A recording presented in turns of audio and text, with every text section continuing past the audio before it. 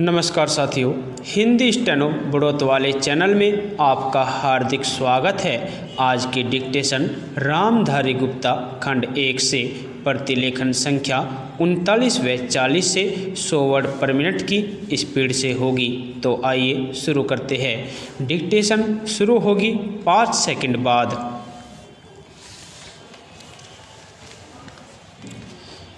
Start. अध्यक्ष महोदय, मैं निवेदन करना चाहता हूं कि सरकार को यह निश्चय करना चाहिए कि इस बिल का सही उपयोग किया जाएगा। पुलिस को डाक द्वारा मत देने का अधिकार दिया जा रहा है, वह सही है। वह अधिकार इससे पहले ही दिया जाना चाहिए था, लेकिन आजकल चुनावों में जो गड़बड़ी होती है उसको दूर करने के लिए सरकार को मूल अधिनियम में संशोधन करना चाहिए। माननीय सदस्य ने अभी कहा कि इस बिल पर ज़्यादा वाद विवाद नहीं होना चाहिए, लेकिन हम विरोधी दल के लोग जानते हैं कि जूता कहाँ काटता है। अगर कांग्रेस पार्टी चुनाव से पहले गद्दी छोड़ दे और सरकार में न रहे, तब हम देखेंगे कि कांग्रेस को कितने वोट मिलते हैं। चूँकि चुनाव के समय कांग्रेस पार्टी के हाथ में सरकार रहती है, इसलिए उसको इतने वोट मिल जाते हैं। मैंने मध्य प्रदेश में देखा है कि हमारे कुछ कर्मचारियों को आरोप लगाकर पकड़ लिया गया है। इस संबंध में न्यायाधीश का निर्णय वहां की विधानसभा में पढ़कर सुनाया गया है। पुलिस के वोट लेने के लिए ही यह बिल लाया गया है। हमें डर लगता है कि पुलिस पर दबाव डाला जाएगा। सरकार को यह बतला देना चाहिए कि ऐसा नहीं किया जाएगा।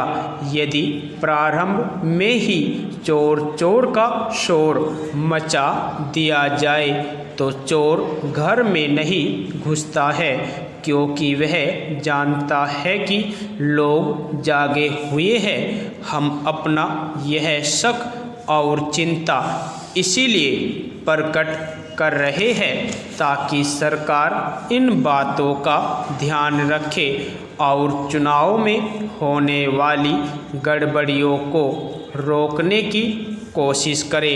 यह जो छोटा सा बिल लाया गया है वह किसी विशेष मतलब से लाया गया है, जैसा कि विरोधी दल के अन्य माननीय सदस्यों ने कहा। यह बिल किसी विशेष पार्टी के हित के लिए नहीं लाया गया है। केवल अपने प्रदेश से बाहर काम करने वाले पुलिस के आदमियों को डाक द्वारा मत देने का अधिकार देने के लिए नहीं लाया गया है। मैं निवेदन करना चाहता हूँ कि अभी देश में वे स्थितियाँ पैदा नहीं हुई हैं जिनमें वह अपनी मत के अनुसार जिसको चाहे वोट दे सके। सदस्यों ने कहा है कि मध्य प्रदेश के लोग जो नागालैंड में है, बेशक उनको यह अधिकार देना चाहिए, लेकिन इसके साथ साथ यह भी कहा जाता है कि हमारे राज्य में पुलिस के लोग हैं। अध्यक्ष महोदय, मैं कहना चाहता हूँ कि हर आदमी को यह अधिकार है कि जिसको वह चाहे डाक द्वारा मत भेज सके। ऐसा तो नहीं है कि सभी मत किसी एक अधिकारी के सामने ही इकट्ठा करके भेजे जाते हैं। जहाँ तक इस बिल का संबंध है वह ठीक है, वह प्रारंभ में ही आना चाहिए था और मैं इसका समर्थन करता हूँ। मैं इस सदन के माननीय सदस्य से भी निवेदन करता हूँ कि इस बिल को पास कर दिया जाए। खेती में उन्नति न होने का कारण क्या है? उसका एक कारण यह है कि खेती से संबंधित जितने विभाग हैं उनमें आपस में समन्वय नहीं है। खेती के लिए अच्छी खाद की आवश्यकता है, पानी की आवश्यकता है, औजारों की आवश्यकता है और धन की आवश्यकता है। इन सारी चीज़ों के लिए अलग अलग विभाग है।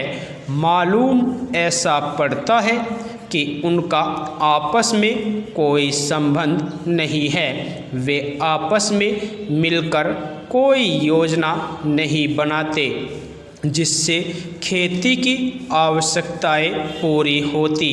इसलिए जब तक उनमें आपस में तालमेल नहीं होगा तब तक खेती की उन्नति नहीं हो सकती है। दूसरा कारण यह है कि योजना की बिल्कुल कमी है।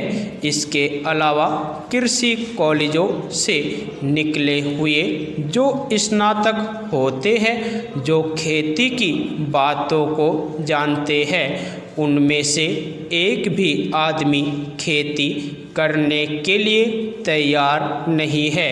सभी प्रोफेसर बनने के लिए तैयार है, खेती के लिए कोई भी तैयार नहीं है। एक बात मैं माननीय मंत्री जी से विशेष रूप से कहना चाहता हूँ। अधिक उपज न होने का एक कारण यह है कि जो खेत में काम करते हैं वे उसके मालिक नहीं हैं।